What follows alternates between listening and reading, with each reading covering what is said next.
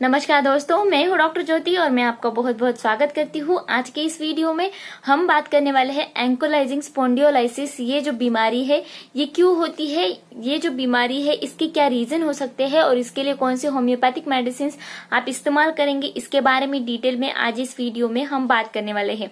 लेकिन इससे पहले आपने मेरे यूट्यूब चैनल को अभी तक सब्सक्राइब नहीं किया है तो प्लीज सब्सक्राइब कर दीजिएगा। साथ ही में बेल आइकन के बटन को प्रेस कीजिए ताकि मैं जब भी नए वीडियोस अपलोड करूंगी सबसे पहले आपको उस वीडियोस के नोटिफिकेशन आते रहेंगे। और मेरे इंस्टाग्राम पेज को फॉलो कीजिए और फेसबुक पेज को लाइक कीजिए। और आपको अगर मुझसे डिटेल में ऑनलाइन कंसल्टेशन करना है तो डिस्क्रिप्शन बॉक्स में मैंने जो व्हाट्सएप नंबर दिया है उस पर आप मुझे व्हाट्सएप मैसेज कर सकते हैं। हम ऑनलाइन कंसल्टेशन जो है वो स्टार्ट कर सकते हैं। तो ये जो एंकोलाइजिंग स्पॉन्डिलोलाइसिस, ये जो एक तकलीफ है, ये स्पाइन की यानी कि आपके रीढ़ की हड्डी की एक तकलीफ है। इसमें क्या होता है कि आपकी जो भी रीढ़ की हड्डियां होती है, जिसे हम वर्टिब्रास बोलते हैं, उधर इन्फ्लेमेशन बहुत ज्यादा हो जाता है। ये एक इन्फ्लेमेटरी डिसीज है, यानी कि वहां पर हड्डियों का इन्फ्लेमेशन, संक्रमण होने की वजह से आपको एंकोलाइजिंग स्पॉन्डिलोलाइसिस होती है। इसमें क्या होता है कि कुछ कारणों की वजह से आपके जो छोटे बोन्स होते हैं, जैसे कि स्पाइन, रीढ़ की जो हड्डी है उसमें जो छोटे बोन्स होते हैं उसे हम वर्टिब्रास बोलते हैं, तो उसका इन्फ्लेमेशन हो जाता है और वो फ्यूज हो जाते हैं, एक दूसरे के साथ जुड़ जाते हैं और इसके वजह से, उस फ्यूजन के वजह से वो हिलते नहीं है और वहां की जो आपकी स्पाइन की फ्लेक्सिबिलिटी है, यानी कि आप आसानी से नीचे की ओर झुकते हैं, आसानी से पीछे की ओर झुकते हैं, तो वो फ्लेक्सिबिलिटी जो है वो कम हो जाती है और वहां पर स्टिफनेस बहुत ज्यादा महसूस होता है। आपकी जो स्पाइन है, आपकी जो रीढ़ की हड्डी है वो बहुत ज्यादा स्टिफ हो जाती है और आपको आगे झुकने में या फिर पीछे झुकने में बहुत ज्यादा परेशानियां या फिर दिक्कतों का सामना करना पड़ सकता है, या एंकोलाइजिंग स्पॉन्डिलोलाइसिस के वजह से।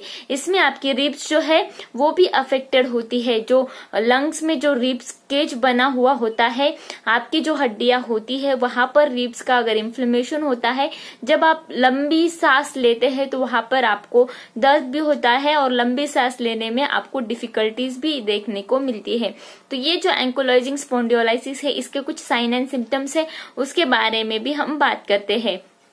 तो इसमें क्या होता है कि आपको बहुत ज्यादा स्टीफनेस पीठ में महसूस होता है, आपके रीढ़ की हड्डी में महसूस होता है और नीचे की ओर आपको बहुत ज्यादा दर्द होता है, लो बैक पेन होता है। और ये जो दर्द है स्पेशली सुबह के वक्त बहुत ज्यादा बढ़ता है, यानी कि जब आप कुछ काम नहीं करते हैं, सुबह के वक्त आप सोते रहते हैं, आपको आराम मिलता है और उस आराम के बाद आप कुछ एक्टिविटीज करना चाहते हो, हिलना डुलना चाहते हो, तो उस वक्त वो दर्द और भी ज्यादा बढ़ जाता है। आपको गर्दन में बहुत ज्यादा दर्द महसूस होता है, थकावट भी बहुत ज्यादा होती है और ये सिम्टम्स जो है वो बहुत ज्यादा बढ़ने लगते हैं, धीरे धीरे इसकी फ्रीक्वेंसी जो है वो बढ़ने लगती है। अब हम बात करते हैं कि ये जो एंकोलाइजिंग स्पॉन्डिलोलाइसिस है तो इसके कारण क्या क्या हो सकते हैं, लेकिन इसका कारण जो है वो अभी तक तो पता नहीं चला है। लेकिन अगर किसी के बॉडी में HLA-B27 नाम का जीन मौजूद है तो उनमें ये एंकोलाइजिंग स्पॉन्डिलोलाइसिस होने की तकलीफें जो है वो बहुत ज्यादा रहती है, रिस्क जो है वो बहुत ज्यादा रहती है।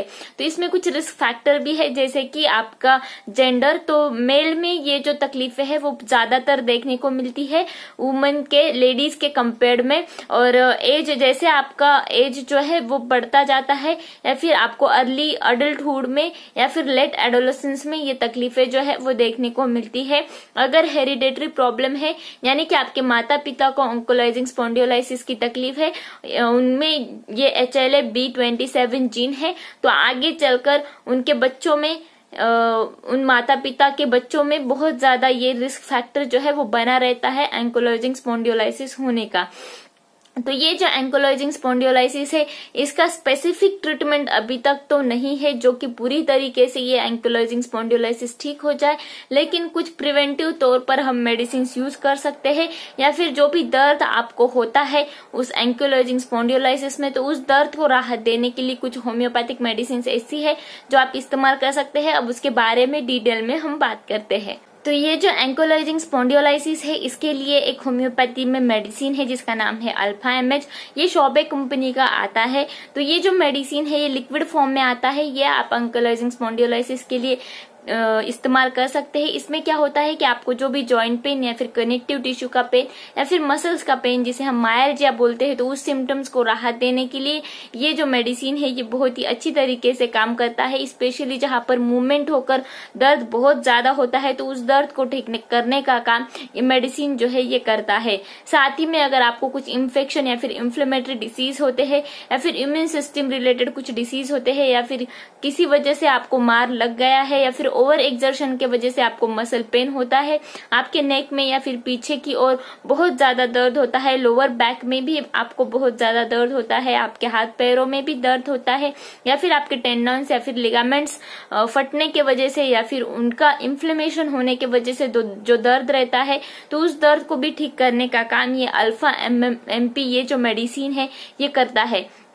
तो ये जो अल्फा एमपी ये जो मेडिसिन है इसमें बहुत सारी होम्योपैथिक दवाइयां मिली हुई है, उसके बारे में पहले हम बात कर लेते हैं। उसके बाद हम बात करेंगे इस मेडिसिन का डोज क्या हो सकता है, इस मेडिसिन को आपको कैसे लेना है।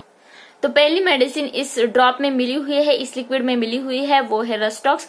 आप जानते हैं कि रस्टॉक्स ये मेडिसिन जो है ये एक्सट्रीमिटीज का जो दर्द है वहां पर बहुत ही अच्छी तरीके से इस्तेमाल करते हैं, या फिर जो टेंडन्स या फिर लिगामेंट्स आपके होते हैं जो जॉइंट्स को बनाकर रखते हैं, तो उसका वो अगर फट जाते हैं या फिर उसका अगर इन्फ्लेमेशन हो जाता है या फिर मूवमेंट करते वक्त बहुत ज्यादा दर्द आपको होता है या फिर आप आपकी पोजीशन चेंज करते हो यानी कि बैठे हुए हैं तो उठ जाते हो, तो उस वक्त आपको बहुत ज्यादा दर्द जो महसूस होता है, तो उस कंडीशन में ये रस्टॉक्स मेडिसिन जो है ये हम इस्तेमाल करते हैं। ये जो सिम्टम्स है रस्टॉक्स मेडिसिन के वो एक्सर्शन के बाद बहुत ज्यादा बढ़ जाते हैं, काम करने के बाद या फिर कुछ ठंडा लेने के बाद या फिर आप बारिश में भीग जाते हो तो उसके बाद आपके सिम्टम्स बढ़ जाते हैं, तो वहां पर ये रस्टॉक्स मेडिसिन जो है ये बहुत ही अच्छी तरीके से रिलीफ देने का काम करता है। नेक्स्ट जो मेडिसिन इसमें मिली हुई है वो है ब्रायोनिया अल्बा। ये जो ब्रायोनिया अल्बा मेडिसिन है ये अगर आपके मसल्स में कुछ इंजुरी हो जाती है या फिर आपके बोन्स में कुछ तकलीफें है, दर्द बहुत ज्यादा है, तो वहां पर ये मेडिसिन जो है ये बहुत ही अच्छी तरीके से हम इस्तेमाल करते हैं। स्पेशली सुबह के वक्त होने वाला जो दर्द है या फिर जब आप चलते हैं तो उस वक्त आपको दर्द होता है, खुली हवा में ठंडी हवा में आप जाते हैं तो आपको रिलीफ लगता है, तो वैसे कंडीशन में ये ब्रायोनिया अल्बा मेडिसिन हम बहुत अच्छी तरीके से इस्तेमाल करते हैं। नेक्स्ट मेडिसिन इसमें मिली हुई है वो है फिलिपेंडुला।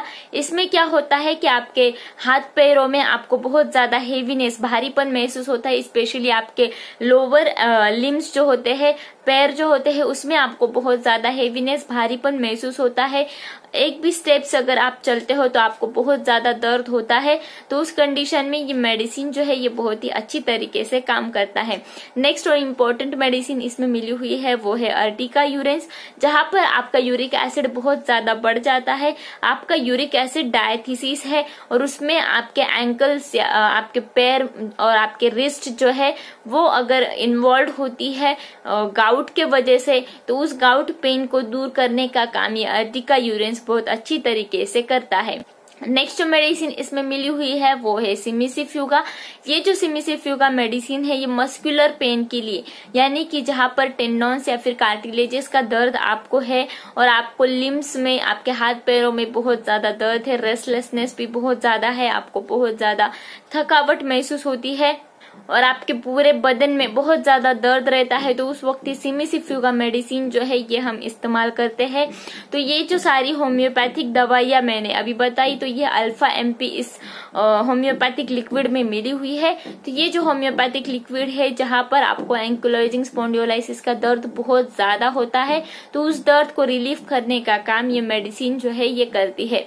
तो ये जो अल्फा एमपी ये जो मेडिसिन है ये आपको लेना कैसा है, अब उसके बारे में हम बात करते हैं। तो ये मेडिसिन लिक्विड फॉर्म में आता है, इसका पिक्चर भी मैंने वीडियो में लगाया है ताकि आसानी से आप इस मेडिसिन को पहचान सकते हो। आपको नजदीकी किसी भी होम्योपैथिक फार्मेसी में ये मेडिसिन जो है ये मिल जाएगा। इसके 10 या 20 ड्रॉप आपको 1/4 कप पानी में डालकर दिन में 3 बार लेने हैं, सुबह, दोपहर और शाम। खाना खाने के आधे या फिर 1 घंटे बाद इस मेडिसिन का सेवन जो है वो आप कर सकते हैं।